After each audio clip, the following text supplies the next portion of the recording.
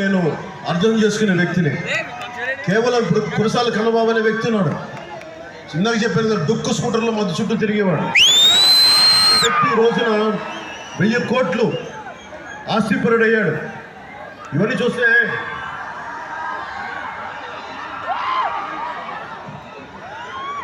MLA Kannababu గురించి నాకు ఒక్కొక్క అక్రమ అర్జున గురించి చెప్తా ఉంటే, బాకలపూడిలో 20 కోట్ల విలువైన 4.86 ఎకరాల భూమిని లేఅవుట్ వేశారని చెప్పాను.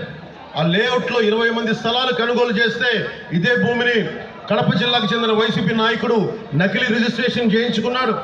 ఎమ్మెల్యే అండతోటి, కన్నబాబు అండతోటి చుట్టూ గోడ కూడా కట్టించేశారు.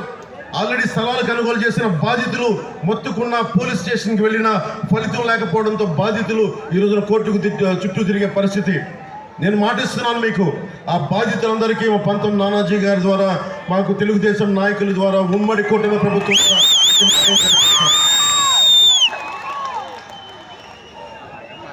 అలాగే నాకు కన్నబాబు గురించి చాలా చక్కటి విషయాలు తెలిసినాయి. ఒక డొక్కు స్కూటర్ వేసుకొని తిరిగే వ్యక్తి, టుకుటుకులాడుతూ స్కూటర్ తిరిగే వ్యక్తి. ఎవరైనా సరే కాకినాడ రూరల్లో లేఅవుట్ వేస్తే, అప్రూవ్డ్ లేఅవుట్ అయితే ఎమ్మెల్యేకి 20 లక్షలు ఇవ్వాలి, అన్అప్రూవ్డ్ లేఅవుట్ అయితే 30 లక్షలు ఇవ్వాలి. పంట కాలంలో ఆక్రమించిన లేఅవుట్ అయితే ఇంకో రేటుని చెప్తా ఉన్నాను.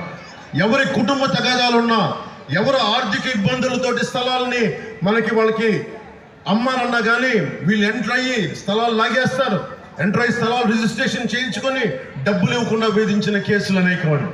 వీళ్ళ వేధింపులు భరించలేకే డాక్టర్ కిరణ్ చౌదరి అనే వ్యక్తి పాపం డాక్టర్ అయ్యండి, ఆయన ఒక 5 ఎకరాల స్థలం కన్నబాబు తమ్ముడికి పాపం అగ్రిమెంట్ చేయించుకుంటే, ఆస్తి పత్రాలు తీసుకొని డబ్బులు ఇవ్వకుండా మొత్తం ఆస్తిని తీసుకుంటే అతన్ని వేధించి డాక్టర్ అయ్యుండి పురుగుల మందు తాగి దానితోటి స్లీపింగ్ పిల్స్ వేసుకొని చనిపోయిన వ్యక్తి. అంత హింసించారు కన్నబాబు. నాకు తెలిసిన కన్నబాబేనా అనిపిస్తుంది. ఇంత దుర్మార్గంగా తయారయ్యాడా? పక్కన ద్వారంపూడి చంద్రశేఖర్ పక్కన కూర్చుంటే కన్నబాబు కూడా ఇంత దారుణంగా తయారయ్యాడా? వైఎస్ జగన్తో కూర్చుంటే ఇంత దారుణంగా తయారయ్యాడా అనిపిస్తుంది. అంటే ముఖ్యంగా యువతకి చెప్తున్నా, మీరు రౌడిజానికి భయపడితే, దాస్తికానికి భయపడితే మీరు ఎక్కడికి పారిపోతారు? ఏ దేశానికి పారిపోతారు? ఎక్కడికి పారిపోతారు? మీరు ఎన్ని హారతులు తీసినా మీ గుండెల్లో ధైర్యం అనే జ్యోతి వెలిగించకపోతే ఎన్ని హారతులు తీసినా నిష్ప్రయోజనం అయిపోతుంది.